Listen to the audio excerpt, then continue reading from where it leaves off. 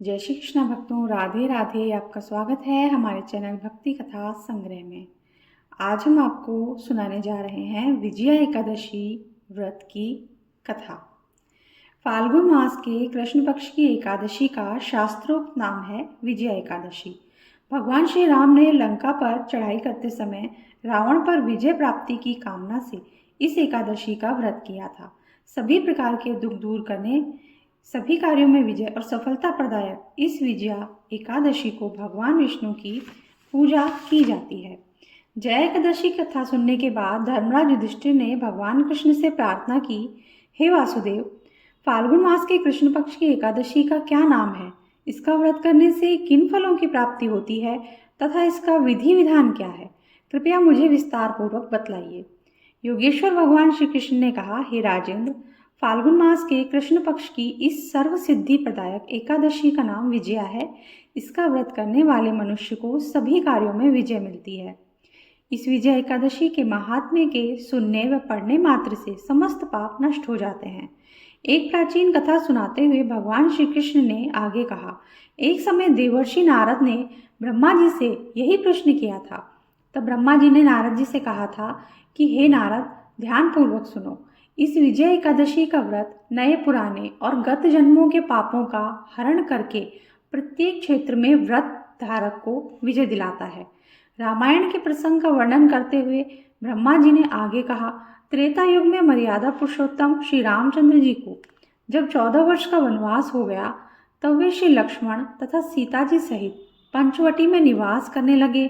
वहां से दुष्ट रावण ने जब सीता जी का हरण कर लिया, तब श्री राम जी तथा लक्ष्मण जी अत्यंत व्याकुल हुए और सीता जी की खोज में चल दिए।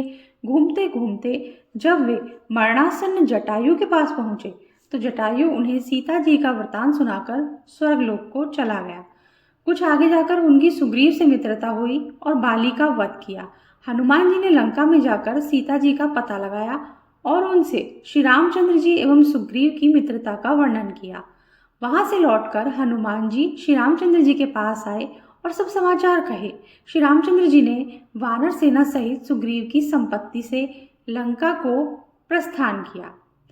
जब श्री रामचंद्र जी समुद्र के किनारे पहुंचे, तब उन्होंने मगरमच्छ आदि से युक्त अथाह समुद्र को देखकर लक्ष्मण जी से कहा कि इस समुद्र को हम किस प्रकार पार कर सकेंगे। श्री लक्ष्मण जी कहने लगे, हे पुरुषोत्तम, आप सब कुछ जानते हैं। यहाँ से आधा योजन दूर कुमारी द्वीप में वक्लाभ्य नाम के मुनि रहते हैं। उन्होंने अनेकों ब्रह्म देखे हैं। आप उनके पास जाकर इसका उपाय पूछिए। लक्ष्मण जी ने इस प्रकार के वचन सुनकर श्री रामचंद्र जी वक्लादभ्य ऋषि के पास गए और उनको प्रणाम करके बैठ गए। मुनि ने उनसे पूछा, हे राम, आपका आना कैसे हुआ? रामचंद्र जी कहने लगे, हे ऋषिवर, मैं अपनी सेना सहित यहाँ आया हूँ और राक्षसों को जीतने के लिए लंका जा रहा हूँ। आप कृपा करके समुद्र पार करने का कोई उपाय बतलाइए। मैं इसी कारण आपके पास आया हूँ। महर्षि वक्लादभ्य बोले, हे दशरथ पुत्र राम, फाल्गुन मास के कृष्ण पक्ष की एकादशी का व्रत करने से निश्चय ही आपकी विजय होगी। साथ ही आप समुद्र भी अवश्य पार कर लेंगे। इस व्रत की विधि यह है कि दशमी के दिन स्वर्ण, चांदी, तांबा या मिट्टी का एक घड़ा लेकर उसे जल से भरकर उस पर पंच पल्लव रखने के पश्चात उसे वेदी पर स्थापित करें। 7 अनाज एक जगह मिलाकर घड़ा रखने हेतु वेदी बनाएं और घड़े के ऊपर जौ रखें। जौं के ऊपर भगवान श्री नारायण की स्वर्ण प्रतिमा स्थापित करें। एकादशी के दिन स्नान आदि नित्य कर्म से निवृत्त होकर धूप, दीप, नैवेद्य, नारियल आदि से भगवान की पूजा करके वह दिन भक्ति पूर्वक घड़े के सामने व्यतीत करें और रात्रि को भी उसी जगह बैठे रहें और जागरण करें।